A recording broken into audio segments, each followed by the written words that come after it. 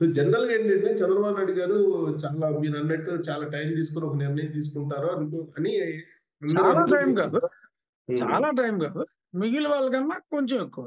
అదే ఎక్కువ తీసుకుంటారు, జాగ్రత్తగా తీసుకుంటారనేది ఆయన మీద ఉన్న అభిప్రాయం గదా! అవును. కానీ ఇప్పుడు అధికారుల బదిలీల విషయంలో వైఎస్ఆర్ కాంగ్రెస్ పార్టీకి లేదా జగన్మోహన్ రెడ్డికి బాగా అంటకాగినటువంటి వాళ్ళే చొరబడుతున్నారు అనేది బాగా రోజు వినిపిస్తుంది. చొరబడుతున్నారు అని అన్న మాట డెఫినిట్‌గా నిజం అవుతుంది. ఎందుకంటే చొరబడతారు. నేచురల్‌గా చొరబడతారు.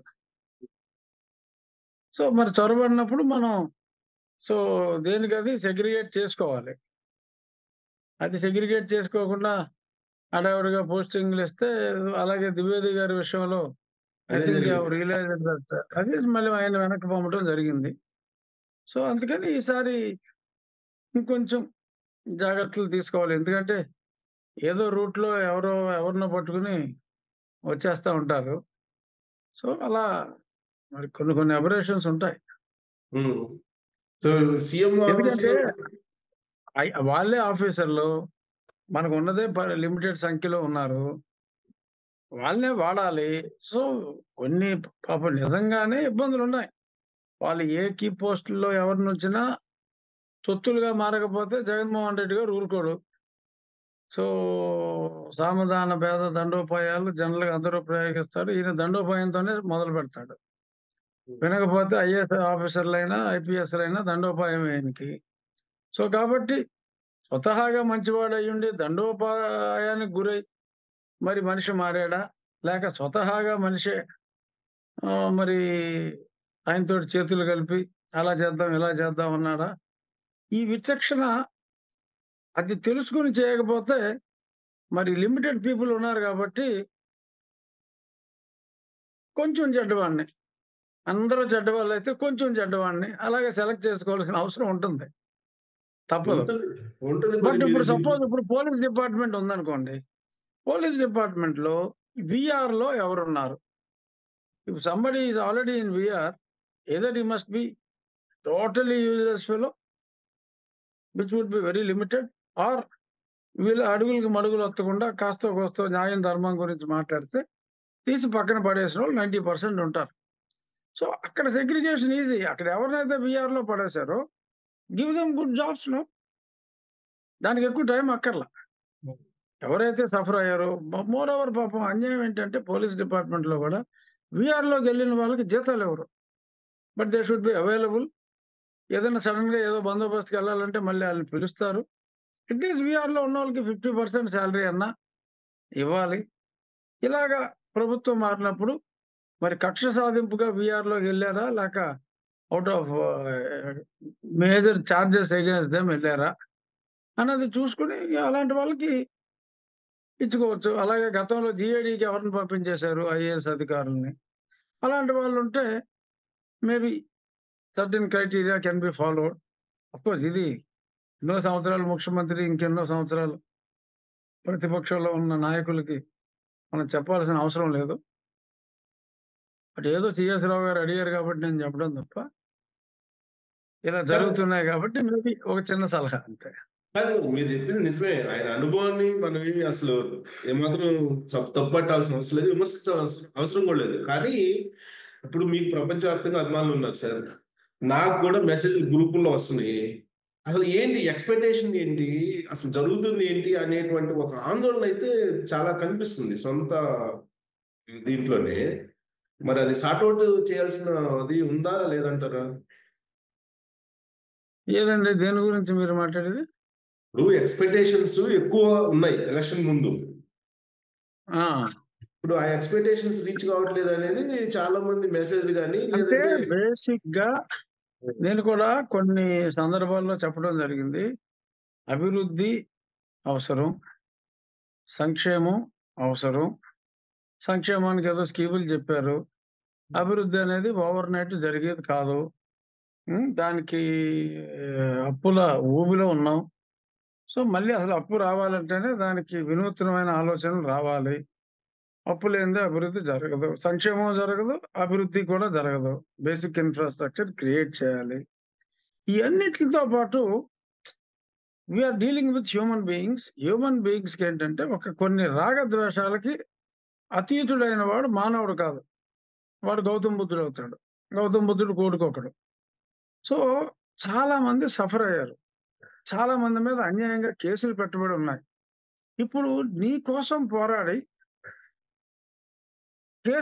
తప్పుడు కేసులు పెట్టారన్న సంగతి తెలుసు మనకి. ముందు వాళ్ళకి స్వాంతన చేకూర్చాలి అంటే నువ్వేం చేస్తున్నావు అని ప్రతి ఒక్కడు ఆలోచిస్తాడు. యాహ్! అలాగే, అలాగే మరి అరాచకాలు చేసిన వాళ్ళని నువ్వెలా శిక్షిస్తున్నావు? ఎందుకంటే ఇప్పుడు మీరు సినిమాకెళ్లారనుకోండి, మీరు హీరోని ఎందుకు అభిమానిస్తారు?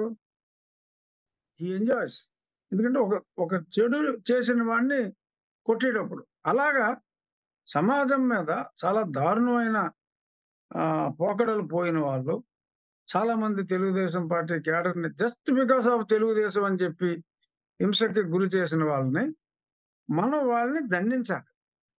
దానికోసం అందరూ సంయమనంతో ఉండండి అని గౌతమ్ బుద్ధుడి మాటలు చెప్తే ఒళ్ళు కాలిపోయి ఉన్నోళ్ళకి ఇంకా కాలిపోద్ది.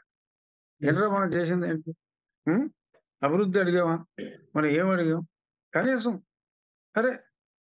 మాకు స్వాంతన కావాలని కోరుకునే వాళ్ళు చాలా మందున్నారు. నేనదే అలాగని చెప్తున్నా. మన నేనదే చట్టాల్ని దాటి చేయక్కర్లా. హ్మ్. కంప్లెయింట్ పెట్టండి. ఇప్పుడు ఫర్ ఎగ్జాంపుల్ నా ఇష్యూ ఉందండి. నన్ను కస్టోడియల్ టార్చర్ చేశారు. నన్ను కస్టోడియల్ టార్చర్ చేశారని చంద్రబాబు నాయుడు గారు ఒక 100 సభల్లో చెప్పాడాయన. అందరికీ తెలిసిందే. అరే! నన్ను కస్టోడియల్ టార్చర్ చేశారు. ఎఫ్ఐఆర్ కట్టండిరా అని నెల రోజులయింది. కంప్లెయింట్ చేసి ఇప్పటికి నెలయింది. హ్మ్. ఇప్పటిదాకా ఎఫ్ఐఆర్ కట్టలా. నా కస్టోడియల్ టార్చర్ గురించి తెలియనోడు లేడు. హ్మ్. అవును. అంతా తెలుసు. సుప్రీం కోర్ట్ కూడా మిలిటరీ హాస్పిటల్ రిపోర్ట్స్ బేసిస్‌లో కన్ఫర్మ్ చేసింది. ఎంక్వైరీ చేయమన్నా. ఇప్పటిదాకా హ్మ్. ఎఫ్ఐఆరే కట్టలా. అవును. ఆహ్, యెస్. నాలాగా అందరూ ఉన్నారు. ఎందుకు కట్టలేదు? ఎఫ్ఐఆర్ ఎందుకు కట్టలా? హ్మ్. అని ఇప్పుడు సందర్భం వచ్చింది కాబట్టి మీతోటి చెప్తున్నా. పబ్లిక్‌కి తెలుసు కదా! అప్పుడు అన్ని పేపర్‌లో వచ్చింది. ఇలా కంప్లెయింట్ ఇచ్చాడు రాజుగారు అని చెప్పి అన్ని పేపర్‌లో వచ్చింది. నన్ను అడుగుతున్నారు చాలా మంది ఫోను చేసి. చేస్తారురా బాబు చేస్తారు అనే చెప్తున్నాం. మీరంటే చెప్తున్నారు బట్ సార్. పాలిష్డ్ పొలిటీషియను తర్వాత చంద్రబాబు నాయుడు గారంటే అభిమానం ఇయన్నీ ఉండొచ్చు. అలాగే నాకు ఇవాళ మధ్యాహ్నం ఒక మహిళ ఫోను చేశారండి. తన బాధ వ్యక్తం చేసి ఒక వీడియో చేయండి అని చెప్పి ఆమె మీద రిక్వెస్ట్ చేసింది. ఏంటి ఆమె బాధ అంటే ఆ! నేను పేరు రివీల్ చేయదలుచుకోలేదు. ఎందుకంటే అందరికి తెలిసిన మహిళే. పర్వాలేదండి. ఆ! నా మీద కేసులుండి ఆ కేసులు తీసేస్తే నా వ్యాపారం నేను చేసుకుంటాను. ఇప్పటిదాకా ఏదో తెలుగుదేశం పార్టీకి చేశాను. నేనిక పార్టీలో కూడా నాకు సంబంధం లేదండి. ఆ కేసులొక్కటి తీసేయించేలాగా మీరేదన్నా చేయండి హెల్పు. నా వ్యాపారం నేను చేసుకుంటాననే పరిస్థితికి వచ్చారండి ఆవిడ. హ్మ్. మొన్నటిదాకా అదే ఆళ్ళు పార్టీ చేస్తే కేసులు పెట్టారంట ఆవిడ మీద. 4, 5 కేసులున్నాయి. అదేనండి. They have to ah, take a decision. ఈ పొలిటికల్ వెండెట్టాతో హ్మ్. చాలా కేసులు 99% ఆఫ్ ద కేసులు పొలిటికల్ వెండెట్టా కేసులు. Hmm. So, they will have to give a direction to remove all the cases.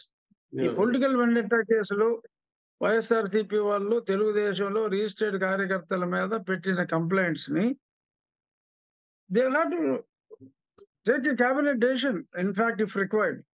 చేసి ఇయన్నీ తీసేయాలి. అది ఆ స్వాంతన లేనప్పుడు అన్‌రెస్ట్ అన్నది వస్తుంది మీరన్నట్టు. హ్మ్. ఎందుకంటే అభివృద్ధికి టైం పడుతుంది. సంక్షేమంలో సూపర్ సిక్స్‌లు అన్నీ ఇంప్లిమెంట్ చేయాలన్నా టైం పడుతుంది. టైం అక్కర్లేకుండా స్వాంతన చేకూర్చగలిగేది ఇది. యాహ్! ఉన్న టీడీపీ సానుభూతి పరుడుగా ఉన్నందుకు పడిన కేసుల్ని ఇప్పుడు నా మీద 17, 18 కేసులు పెట్టాడండి జగన్మోహన్ రెడ్డి. చావు అంచుల దాకా నన్ను కిడ్నాప్ చేయాలని చూసారు. ఇన్ని కేసులున్నాయి. హ్మ్. నాకు ఎమ్మెల్యే టికెట్ ఇవ్వడం is not the solution for my cases కదా! ఈ కేసులనేది నేను ఒక ఎగ్జాంపుల్‌గా చెప్తున్నా. యాహ్! అలాగా అంటే నేను ఈ పార్టీలో లేను. My fight is against Jagan that is a different thing. But ఈ పార్టీలో ఉండి, ఈ పార్టీలో ఉన్నందుకు, ఈ పార్టీలో ఉండి చంద్రబాబు నాయుడు ఆర్ లోకేష్ వాళ్ళ ఫ్లెక్సీలు కట్టినందుకు కూడా కేసులు పెట్టారు. అంత సిల్లీ కేసులు పెట్టారు. చంద్రబాబు నాయుడు గారు గొప్పోడు, తోపు అని ఎవరన్నా పెట్టారనుకోండి, ఆళ్ళ మీద కూడా మీది ఒకటి కేసు మీ పేరు మీది ఎలా ఉందో అనేది అందరికి తెలిసిన విషయం అది. అలాగే క్యాడర్ మీరన్నట్టు క్యాడర్ మీద చాలా మంది మీద కేసులున్నాయి. చాలా మంది మీద, కొన్ని వేల మంది మీద. హ్మ్.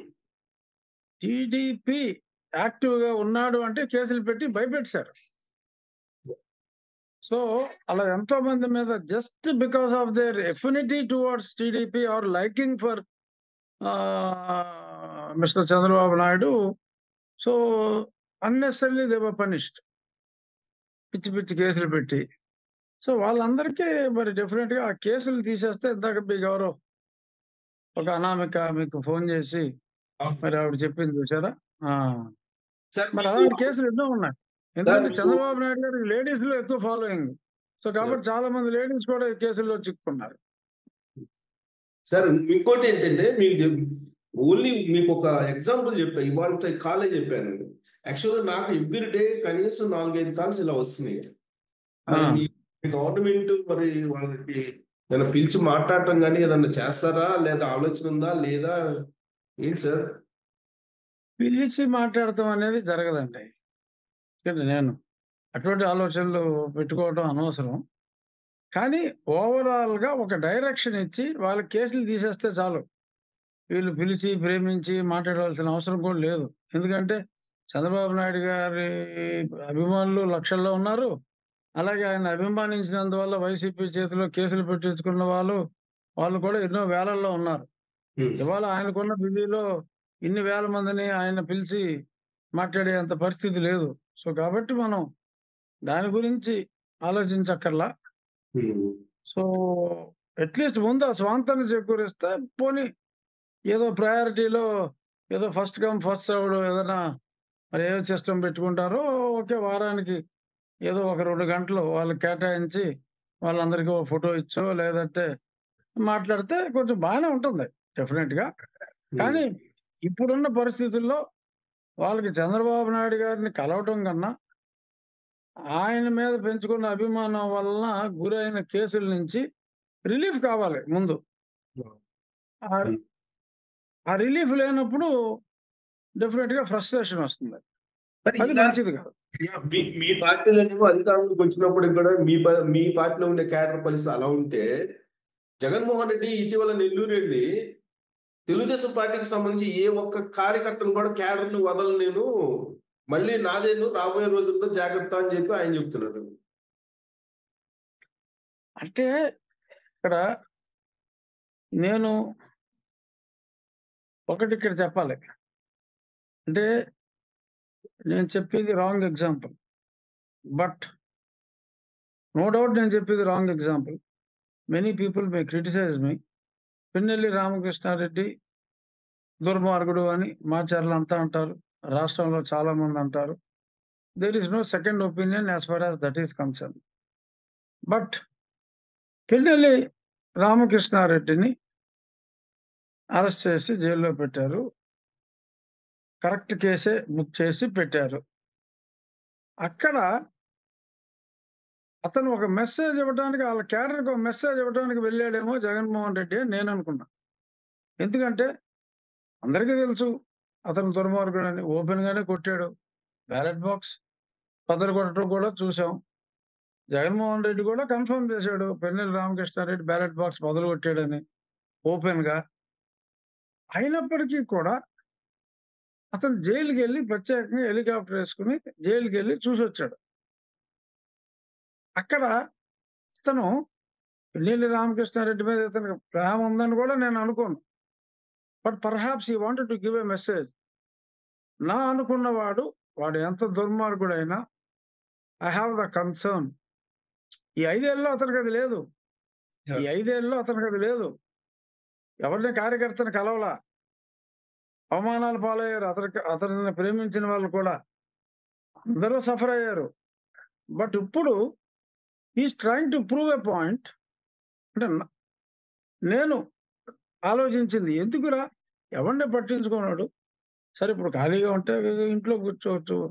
మరి సొంత డబ్బులతో మరి హెలికాప్టర్ కూడా పెట్టుకొని అంత దూరం వెళ్లి ఎందుకొచ్చాడంటే perhaps he wanted to give a message that నా అనేవాడు ఎంత దుర్మార్గుడైనా, నా కార్యకర్త నా అనేవాడైతే నేను ఐ హావ్ ద కన్సర్న్. నేనెళ్తాను, నేను పరామర్శిస్తాను. అంటే ఒక పర్టిక్యులర్ కేటగరీ ఆఫ్ పీపుల్‌లో perhaps that may give some better feeling. I don't know. ఎందుకు చేసాడు అంటే నాకది అనిపించింది.